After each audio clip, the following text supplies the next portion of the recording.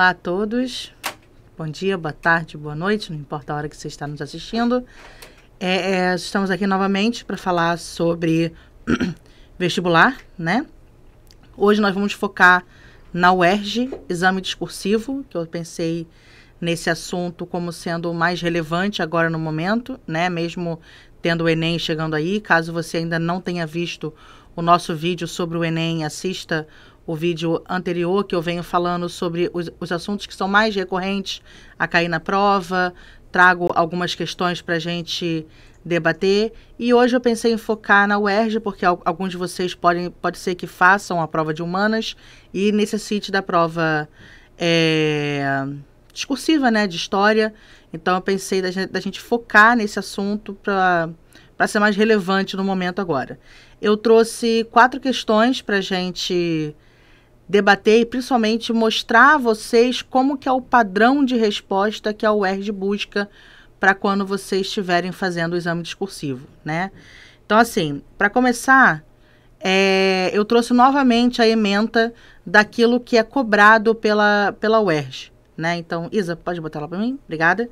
Então, a gente tem aí a ementa dos conteúdos principais, né? Então, a gente tem espaço e tempo nas ciências, a relação espaço geográfico social e os conceitos de território, região, fronteira, rede, lugar, as representações do tempo histórico, cronologias, calendários, periodizações, as relações entre passado, presente e futuro e os conceitos de evolucionismo, providencialismo e presentismo.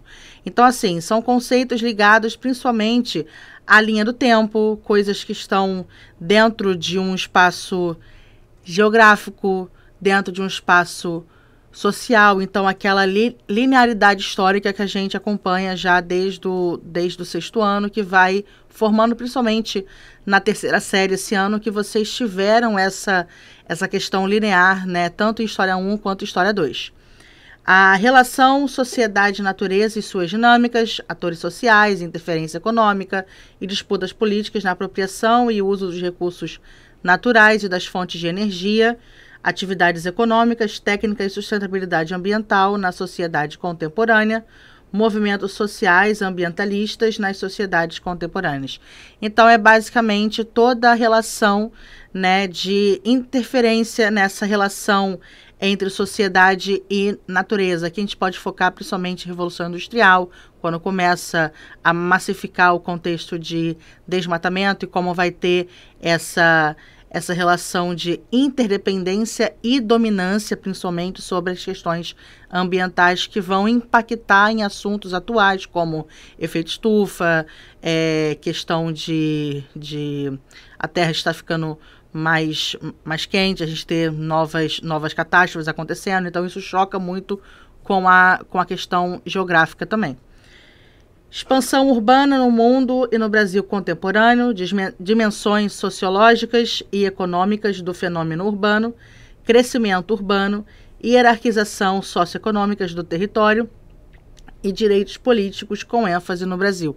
Então aqui é basicamente a expansão urbana, como você vai ter esse contexto em relações sociais, como que você vai ter as novas dinâmicas sociais que vão ser formadas. Então a gente tem, principalmente quando foca no Brasil, um contexto colonial que vai ser diferente de um contexto imperial, porque as próprias relações sociais, apesar de não mudarem muito, porque a gente vai ter as mesmas elites no poder, mas a gente tem relações diferentes, porque antes você tinha um foco mais no campo, depois você começa a ter um processo de urbanização que surge principalmente na parte interior do país e depois chega à parte litorânea.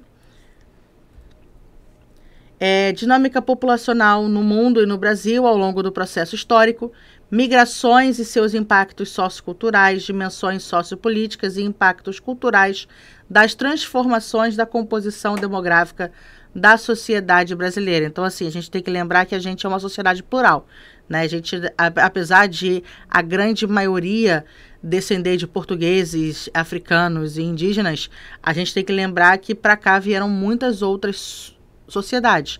Então, a gente tem a maior comunidade libanesa fora do Líbano, a gente tem a maior comunidade japonesa fora do Japão, sem contar as outras sociedades que para cá vieram. Então a gente tem muitas outras migrações que ocorreram principalmente do século XIX para cá, e mais recentemente a gente tem a questão dos próprios refugiados. Então a gente tem refugiado da Venezuela, a gente tem refugiado do Haiti, a gente tem refugiado da Síria e de vários outros países no qual eles precisaram fugir por questões políticas, econômicas, climáticas que fogem do controle deles. Relações entre política, cidadania e cultura, identidade, alteridade, etnia, raça, etnocentrismo, multiculturalismo, ideologia, ciência, ética, nação, nacionalismo, globalização, soberania, democracia e representação política. Então aqui pode englobar qualquer sociedade do mundo que passou por um processo, seja ele de escravidão, seja ele de colonização, seja ele até de imposição cultural, de imposição política, imposição econômica.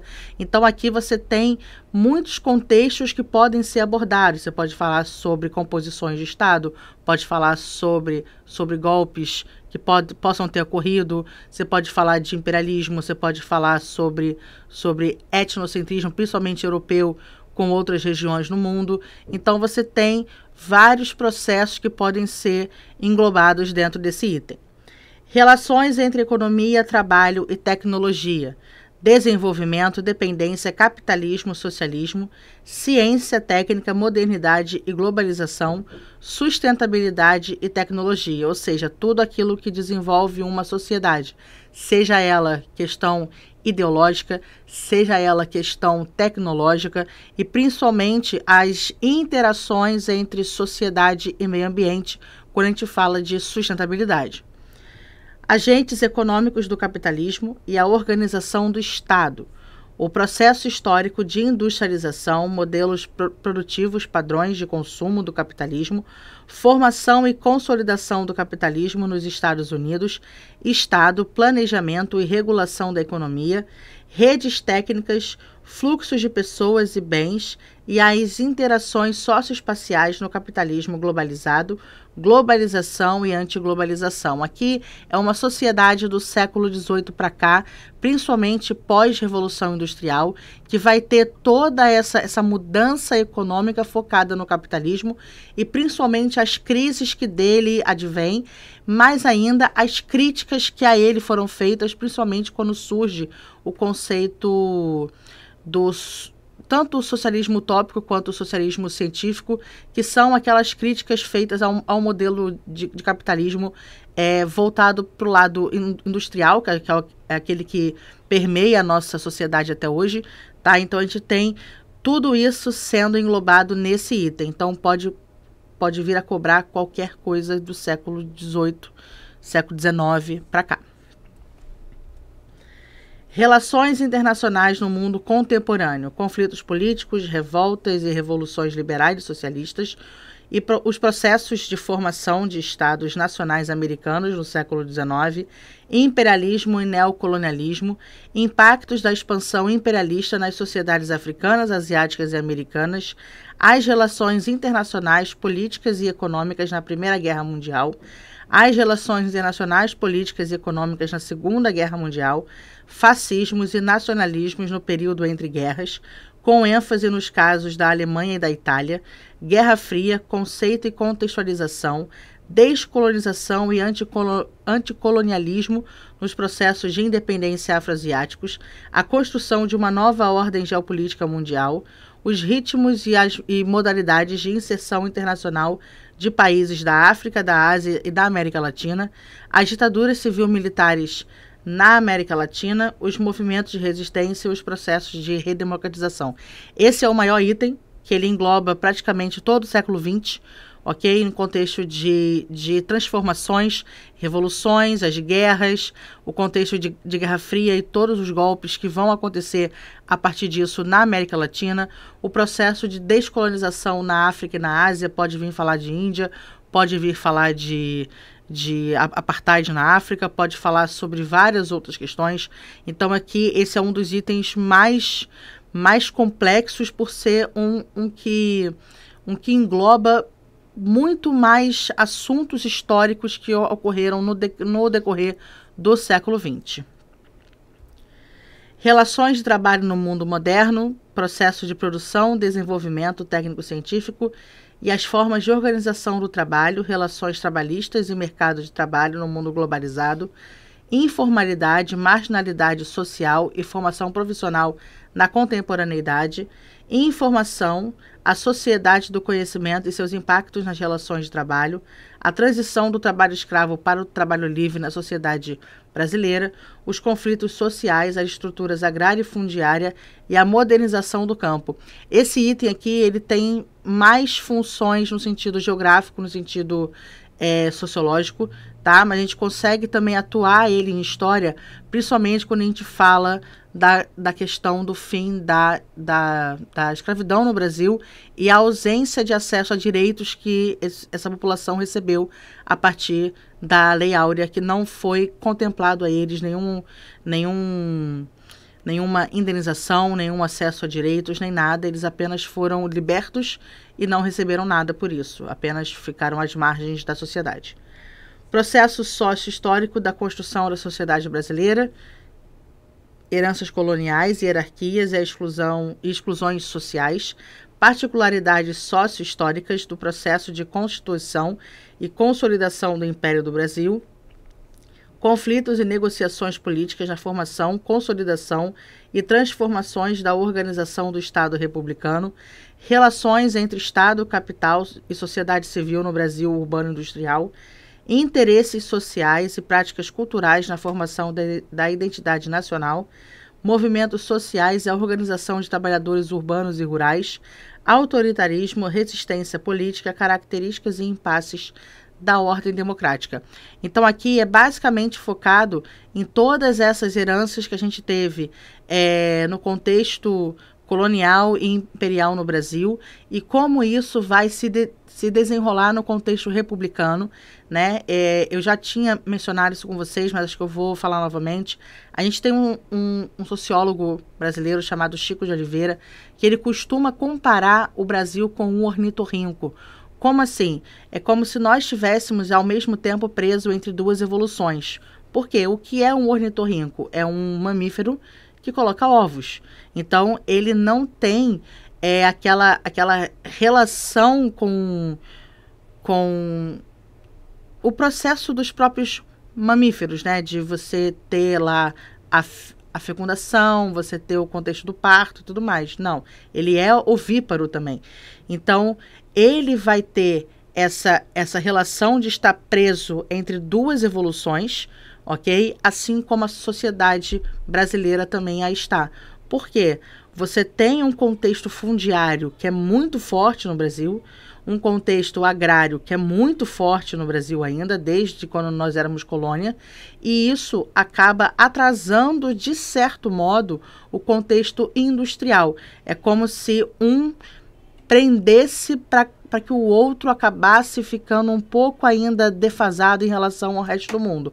É claro que hoje em dia a gente tem tentado desenvolver mais a questão industrial, a gente tem entrado no mercado muito mais forte lá fora, mas mesmo assim ainda falta muita coisa para ser desenvolvida e muito em função de algo que nos puxe para trás e que ainda chame a um certo processo focado apenas na parte agrária, como se nós ainda fôssemos apenas o grande celeiro do mundo, e não é essa visão que a gente quer passar lá para fora.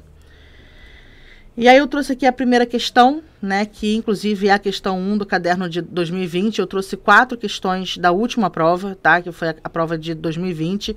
Lembrando que os vestibulares de 2021 e de 2022, eles foram apenas múltipla escolha, eles não tiveram prova discursiva, tá? Então esse foi o último exame discursivo que teve na UERJ, que foi a UERJ 2020. Nós temos 2 imagens aqui, principalmente a imagem da chegada de Colombo no Novo Mundo, né? E em 2015 a estátua de Colombo no centro lá da cidade, no México, que é vandalizada com um machado na cabeça. Então, dia 12 de outubro de 1492, tornou-se a data consagrada tanto na Espanha como em diversos países americanos para registrar a chegada da expedição de Cristóvão Colombo à América. A pintura histórica reproduzida acima, elaborada na Espanha por ocasião das comemorações de 400 anos desse acontecimento, apresenta uma interpretação do processo de conquista e colonização do continente americano.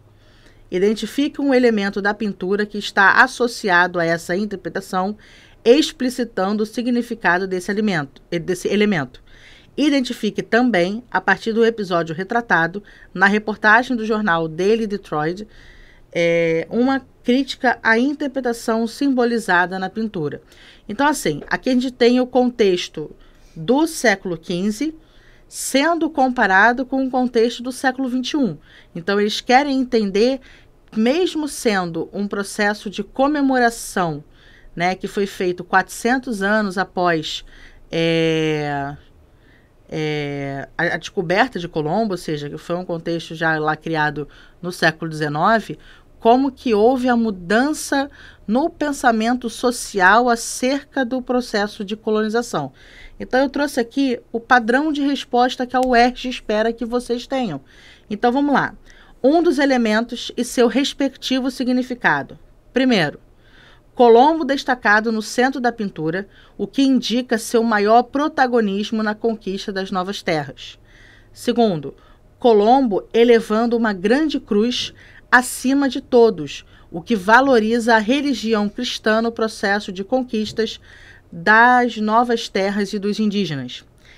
Terceiro, indígenas presenteando Colombo, o que simboliza o caráter pacífico e amigável dos primeiros contatos entre europeus e ameríndios, que sabemos que foi assim, mas pero no mucho, né?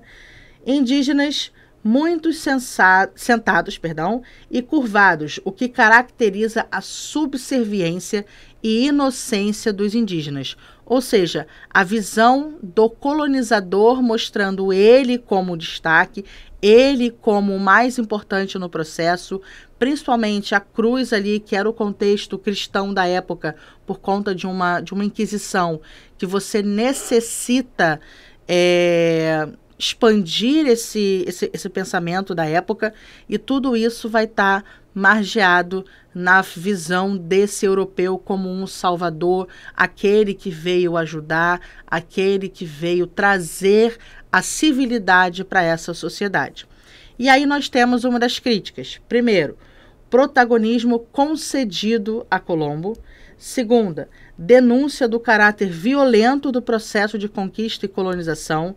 Terceiro, indicação da resistência das populações nativas à presença dos europeus. Aquilo que eu falei anteriormente, a gente tem ali o item indígenas muito sentados e curvados, o que caracteriza a subserviência e inocência, e aquele em cima que simboliza o caráter pacífico e amigável. A gente sabe que o processo não foi assim, né? Os indígenas, eles não aceitaram de mão beijada terem as suas terras retiradas de si, terem as suas vidas ceifadas. Então, houve um processo de resistência, houve um processo de luta, e isso foi apagado da história. Apenas foi falado que não, a gente chegou lá e tomou conta. Só que não conta o processo como tomou conta.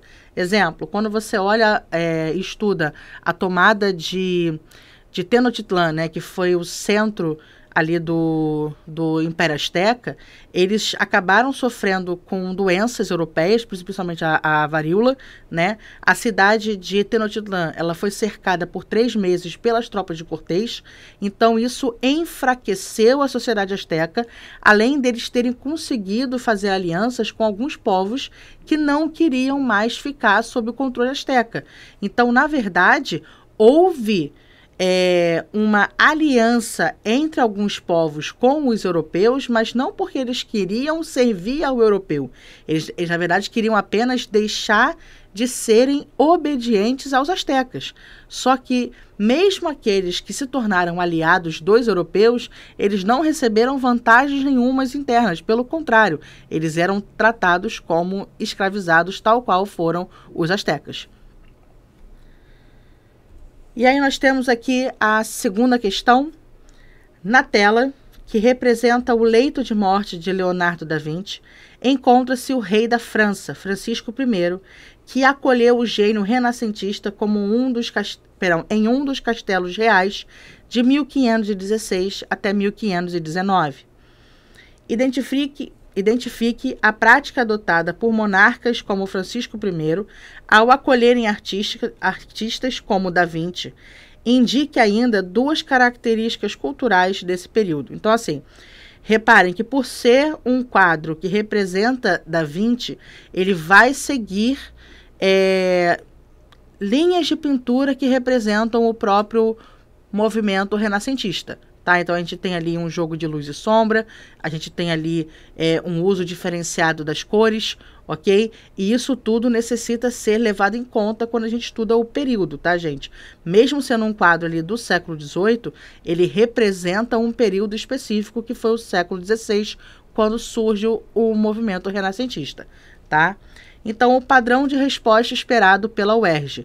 A prática é o mecenato. Quem eram os mecenas? Então, a gente tem que lembrar que Caio Mecenas, no Império Romano, era um amante das artes e ele defendia que as artes fossem difundidas por todo o Império Romano. Durante o movimento renascentista, ser um mecenas significava ser um patrocinador dos artistas, um patrocinador das artes, trazendo para um dia atual, ele funcionava como se fosse um empresário. Ele investe dinheiro naquele artista, para aquele artista aparecer e com isso ganhar fama e por aí vai. Então, duas principais características. Aqui eles citam várias, tá?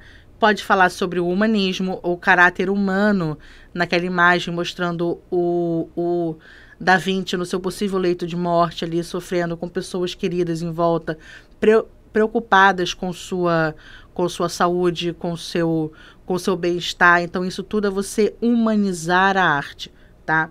Racionalismo, ou seja, o uso da razão, o você entender que aquela obra expressa uma sociedade, expressa uma época. Então, tudo isso está dentro do racionalismo. Antropocentrismo. Por quê? Reparem, deixa eu voltar aqui a imagem. Reparem que nessa imagem você não tem nenhuma figura que representa o divino. Então, todo o contexto é focado no sentimento humano, é focado nas emoções humanas e principalmente focado no ser humano. Então, o antropocentrismo é o ser humano no centro das coisas. Então, você tem esse rompimento que foi o contexto renascentista quando ele rompe com o teocentrismo das artes barrocas que eram feitas anteriormente, que todo o foco era focado na questão religiosa. A gente tem a adoção da perspectiva na pintura, ou seja, você entender que quem está na frente está maior de que quem está atrás, você entender como que os cômodos são retratados, você colocar noção de profundidade, você entender como funciona a área de um local. Isso tudo é necessário para que você monte uma obra. Então, existe uma certa universalidade do saber. Você faz um processo interdisciplinar. Então, com isso, você vai usar várias áreas para criar uma obra. Valorização da antiguidade clássica. Por quê? Quando a gente volta aqui, tá, a gente percebe que existem ali, no fundo ali, não sei se vocês vão conseguir perceber, mas existe como se fosse... qual é o nome? Eu vou lembrar, peraí, juro que eu vou lembrar. Colunas gregas lá no fundo, aqueles detalhes feitos que parecem ser em mármore. Então, isso aí é você trazer ainda contextos greco-romanos que eram presentes nas artes renascentistas. E o último ali, adoção das técnicas de claro e escuro, que é o uso das cores, de você entender da onde vem a luz, como que a sombra vai estar atuando ali no contrário à luz, é você usar os tons de cor que vão mostrar aquele que está mais claro, aquele que está com menos incidência de luz. Então, isso é você ter técnicas de pintura que vai mostrar de fato. Deixa eu retornar aqui, ó, para que vocês percebam que quem está mais próximo aonde a porta está aberta, ok? Está com vestes mais claras do que aqueles que estão no lado mais escuro ali da obra, que às vezes até sequer conseguem ser vistos, mostrando a diferença entre luz e sombra. E a próxima questão é a questão 6, campos de concentração na África do Sul em 1901. Então, a gente tem aqui duas imagens representando, principalmente voltada ali para a questão da Guerra dos Boeres. Entre 1889 e 1902, 48 mil pessoas morreram em campos de concentração na Guerra dos Boeres, ou Guerra da África do Sul. Os campos foram estabelecidos pelos britânicos como parte de sua campanha militar contra duas pequenas repúblicas africanas, o Zar, Transvaal, e o Estado Livre de Orange. A administração dos campos foi terrível, a comida era de péssima qualidade, o saneamento deplorável, as tendas estavam superlotadas e a assistência médica era insuficiente. Pouco se sabia na época como lidar com epidemias de sarampo e febre tifoide. A Segunda Guerra dos Boeres, 1899 a 1902, foi um dos conflitos associados à dominação imperialista britânica no continente africano. Entre seus efeitos imediatos, destaca-se a criação de campos de concentração, como indicado nas fotos e no texto. Identifique uma consequência desse conflito para a consolidação dos interesses britânicos naquele continente. Em seguida, apresente outra experiência histórica de construção de campos de concentração no decorrer do século XX. Ou seja, ele está sempre fazendo alusão e paralelos, tá? Então, nunca são perguntas únicas, tá, gente?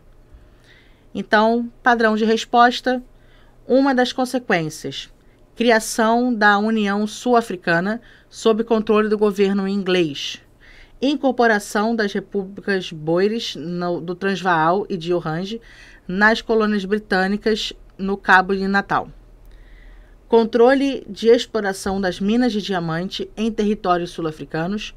Consolidação da expansão imperialista britânica na África Oriental. Então aqui a gente vai ter principalmente como que essa guerra ela vai ser usada para implementação desse modelo imperialista britânico dentro da África do Sul, que lá na frente vai estar contribuindo para que surja o apartheid na África, ok? Uma das experiências de campos de concentração. Então a gente vai ter no Brasil, para opositores do governo Vargas, de 37 a 45, período do Estado Novo, para retirantes da seca na década de 30, no Ceará, para anarquistas durante a Primeira República no Amapá. Então, a gente teve 3 experiências de campos de concentração aqui no Brasil. Na Alemanha, para perseguidos pelos nazistas na Segunda Guerra Mundial, e na antiga União Soviética, os gulags, para perseguidos pelo governo Stalin. E nos Estados Unidos, para japoneses, entre 42 e 48, principalmente por conta da Segunda Guerra Mundial. Então, percebam que não foi apenas nazistas na Alemanha e os russos com as gulags, né, que tiveram campos de concentração. Ocorreram 3 aqui no Brasil e 1 lá nos Estados Unidos. Isso sem contar, né, no contexto americano também, a Trilha das Lágrimas, né, que mesmo não tendo sido campos de concentração, foi um processo de genocídio em massa contra os povos indígenas lá nos Estados Unidos. E a questão 10, que é a última questão que eu trouxe hoje para a gente avaliar. Entre 1974 e o momento atual, ocorreram mudanças nas perspectivas de ocupação e exploração da Amazônia, em particular quanto aos seus efeitos para as populações indígenas locais, como se observa nas reportagens a seguir. Amazônia, 74, salto para o futuro. Os primitivos e naturais habitantes da Amazônia cedem lugar aos avanços da civilização. A foto maior mostra índios aldeados pelos salesianos. As outras são silvícolas na perimetral norte. O homem está vencendo. Embaixo. Joênia Wapichana, a voz indígena no Congresso em meio à crise na Amazônia. Joênia Wapichana, nascida em 74, é a primeira mulher indígena que se senta no Congresso Nacional. Escolheu o Gabinete 231 em homenagem ao artigo da Constituição mais importante para ela e os seus, o que reconhece a organização social, os costumes, as línguas, os credos e as tradições dos índios, assim como seus direitos originais às terras que historicamente ocupam. Por isso, na ponta do Gabinete Parlamentar 231, há um cartaz Um cartaz explica em 2 frases. Dizem que a terra dos Yanomami é muito grande e tem poucos índios, mas esses poucos índios protegem o planeta inteiro. Explica o projeto governamental para a ocupação e exploração da Amazônia na década de 1970. Indique também um posicionamento de lideranças indígenas na atualidade quanto à Amazônia. Então, assim, sempre, mais uma vez, fazendo contraponto entre 2 perguntas. Padrão de resposta esperado pela UERJ. Projeto governamental: explorar os recursos hidrominerais e vegetais da floresta amazônica, tendo em vista o projeto de desenvolvimento econômico capitalista e de integração do território nacional, incorporando as populações indígenas aos padrões civilizacionais adequados a esse projeto, por meio de iniciativas de colonização e de criação de complexos agroindustriais. Então, é basicamente a tentativa de colonizar essas áreas que são territórios indígenas para o agronegócio, para outras questões, principalmente de mineradora, né, que estão tentando buscar minerais na Amazônia. Então, assim, a gente sabe que nos últimos 10 anos a gente teve um aumento no contexto de desmatamento lá na Amazônia para exploração de madeira, principalmente nas áreas Yanomami, quando a gente tem alguns garimpos ilegais lá sendo montados, até morte de indígenas ocorreram naquela região por conta desses garimpos que se instalam lá sem a autorização do governo federal. Um dos posicionamentos: defesa da preservação da floresta. Então, assim, esse primeiro ponto a gente tem que lembrar do contexto geográfico, que a Amazônia ela é responsável pelas chuvas que ocorrem no Centro-Sul. Então, o que acontece? A árvore, ela recebe chuva, né, em momentos sazonais, e ela vai fazer um processo de evapotranspiração. O que é isso? As plantas têm água dentro dela por conta de ter uma forte incidência de sol ali, por ser próximo à linha do Equador, você tem essa árvore evaporando água da copa de suas árvores. Então, cria uma névoa aquosa em cima das árvores, que é chamada de rios voadores. Esses rios voadores, por conta de correntes de ar, eles iriam para o Pacífico, porém eles se chocam ali com os Andes e acabam trazendo chuva para a região sudeste. Só que com o aumento do desmatamento, você tem menos incidência de chuva ocorrendo aqui. Então é por isso que a gente tem sentido o nosso clima mais seco. Os nossos pais e avós falam que tem chovido menos, coisas que até 10, 15 anos atrás a gente tinha muito mais incidência de chuva, principalmente no nosso verão. Então a gente passou por uns 4, 5, 6 anos aí de um verão pouco chuvoso por conta de mudanças climáticas que vem acontecendo, e isso acaba sendo impulsionado também pelo processo de desmatamento. Segundo ponto: defesa dos usos dos recursos da floresta baseados na sustentabilidade. O que é isso? Não é que não possa ter o agronegócio, não é que não possa ter a pecuária, não é que não possa ter a mineração. Eles podem existir, mas eles necessitam primeiramente coexistir. Você pode manter áreas de plantação, você pode manter áreas de pecuária, você pode manter áreas de mineração, desde que você contribua para manter a floresta de pé. Porque se você destrói a floresta, se você desmata ela mais do que o necessário, vamos colocar assim, tá? Você vai gerar um grande problema ambiental. Voltando à questão das chuvas, tá? O Centro-Sul, né, ele é chamado de quadrilátero fortunado, porque nós estamos na reta de 2 outros desertos, que é o deserto da Namíbia, na África, se eu não estou enganada, e o deserto da Austrália. Então é por isso que a gente aqui tem climas que são muito mais quentes. Muitos de vocês provavelmente não eram nascidos ou eram muito jovens, mas em 2009 a gente ficou meio grau mais quente que o deserto do Saara. Então você imagina uma cidade litorânea, que é o Rio de Janeiro, ficar mais quente que o maior deserto do mundo. Então isso tudo ele é impulsionado por questões climáticas também, tá? defesa dos direitos dos povos indígenas à preservação de seus hábitos culturais e defesa dos direitos dos povos indígenas ao controle das terras que habitam e habitaram. Um outro ponto que pode ser levado em conta esse ano, por isso que eu li os dois últimos juntos, é o marco temporal que está sendo votado lá no Congresso, tá? Já passou lá pelo Supremo e foi vetado, mas ele está no Congresso ainda sendo votado. O que quer dizer o marco temporal? Eles querem que as terras indígenas só sejam consideradas terras indígenas aquelas que já haviam sido demarcadas na Constituição de 88 para cá. Ou seja, eles querem invalidar os territórios indígenas de 1988 para trás, como se nós, no começo, nunca tivéssemos sido terras indígenas. Então, eles querem desconsiderar toda essa questão histórica nacional no Brasil e somente manter de pé as terras indígenas que já estavam demarcadas em 88. Então, isso fere o direito dos povos indígenas de existir, de terem as suas terras, de ter a sua cultura, de ter os seus hábitos e de ter a preservação de quem eles são. Então, isso tudo está sendo votado agora. Entendeu? Então, assim, são assuntos que são atuais e que ainda podem ser usados, ainda podem cair em exames. Então, fiquem atentos a essas questões atuais. Ah, Camila, poxa, eu não sou muito de ler jornal. Não precisa ler jornal, gente.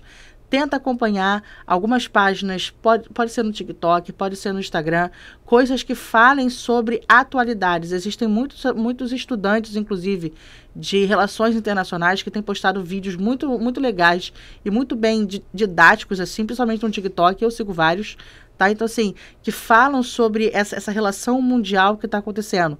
Principalmente a questão do BRICS, a questão de mudanças no contexto de desdolarização, que é algo bastante atual e que pode vir a cair em alguma prova. Se não for na prova da UERJ, pode ser na prova do Enem esse ano, ou então ano que vem, porque é um contexto bastante atual. Tá, gente? Então, assim, eu trouxe essas 4 questões para mostrar a vocês, principalmente, como é a prova da UERJ, como que vocês conseguem montar um argumento válido para que a questão seja completamente validada, e sempre tenha em mente que ela nunca é uma questão única. Ela sempre vai ter a questão e um contraponto a ela. Então, vocês precisam ter argumentos dos dois lados. Então, assim, leiam a ementa, tá? Leiam o conteúdo que pode vir a ser cobrado na prova. E boa sorte a todos vocês, tá? E beijinhos e até a próxima. Tchau, tchau.